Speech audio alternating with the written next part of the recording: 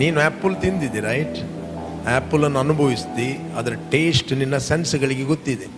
ಮೊದಲನೇ ಸೆನ್ಸ್ ಯಾವುದು? ನಿಮ್ಮ ಟಂಗ್ ಅದನ್ನು ರೆಕಗ್ನೈಸ್ ಮಾಡಿದೆ. ನಿಮ್ಮ ನಾಲಿಗೆ ನಿಮ್ಮ ಬ್ರೈನಿಗೆ ಒಂದು ಇನ್ಫಾರ್ಮೇಶನ್ ಕೊಟ್ಟು ಬಿಟ್ಟಿದೆ, ಅದು ಹೀಗೆಲೇ ಇದೆ ಅಂತ. ಬಟ್ ನಿಮ್ಮ ಕಿವಿ ಕೇಳಿದೆ ಏನಂತ ಹೇಳಿದ್ರೆ, ಅದ್ರಲ್ಲಿ ಇಂತಹ ವಿಟಮಿನ್ ಇದೆ, ಇಂಥಕ್ಕೆ ಒಳ್ಳೇದಂತ. ನಿನ್ನ ಚರ್ಮ ಸೆನ್ಸ್ ಹೇಳ್ತಾ ಇದೆ, ಅದು ತಿಂದುದರಿಂದ ನೋಡಿ ನಿನ್ನ ಸ್ಕಿನ್ ಗ್ಲೋ ಆಗಿದೆ. ನಿನ್ನ ಕಣ್ಣು ಹೇಳ್ತದೆ ನೋಟಕ್ಕೆ ರಮ್ಯವಾಗಿದೆ. ಸ್ಮೆಲ್ ಹೇಳ್ತದೆ ವೆರಿ ನೈಸ್ ಸ್ಮೆಲ್.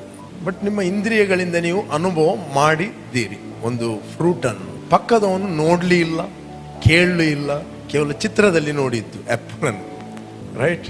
ಬಟ್ ನೀವು ತಿಂದಿದ್ದೀರಿ, ಅನುಭವ ಮಾಡಿದ್ದೀರಿ. ನಿಮ್ಮ ಅನುಭವವನ್ನು ಇತರಿಗೆ ಹೇಳ್ತೀರಿ. ನೀವು ಎಷ್ಟು ಹೇಳಿದರೂ ಅವನು ಎಲ್ಲಿವರೆಗೆ ತಿನ್ನೋದಿಲ್ಲ, ಅದರ ರಿಯಾಲಿಟಿ ಅವನಿಗೆ ಪ್ರಕಟಣೆ ಆಗುವುದಿಲ್ಲ. ಅದೇ ರೀತಿ ಸ್ಪಿರಿಚುವಲ್ ಥಿಂಗ್ಸ್, ಸ್ಪಿರಿಚುವಲ್ ಸಂಗತಿಗಳು ನಾವೆಷ್ಟೇ ಮಾತಾಡ್ಬೋದು, ನಾವೆಷ್ಟೇ ಅನುಭವವನ್ನು ಮಾತಾಡ್ಬೋದು, ಏನು ನಾವು ವೈಯಕ್ತಿಕವಾಗಿ ಅನುಭವ ಮಾಡಿದ್ದೇವೆ, ಆ ವಾಕ್ಯವನ್ನು ನೀವು ಮೆಡಿಟೇಟ್ ಮಾಡಿ ಅದನ್ನು ಅನುಭವಿಸದೆ ಹೊರತು ನಿಮಗೆ ಅದರ ರಿಯಾಲಿಟಿ ಅರ್ಥ ಆಗುವುದಿಲ್ಲ. ಯಾವಾಗ ನೀವು ಆ ವಾಕ್ಯವನ್ನು ಮೆಡಿಟೇಟ್ ಮಾಡುತ್ತೀರಿ, it will go down into your spirit. ನಿಮ್ಮ ಆತ್ಮದ ಒಂದು ಭಾಗವಾಗುತ್ತದೆ.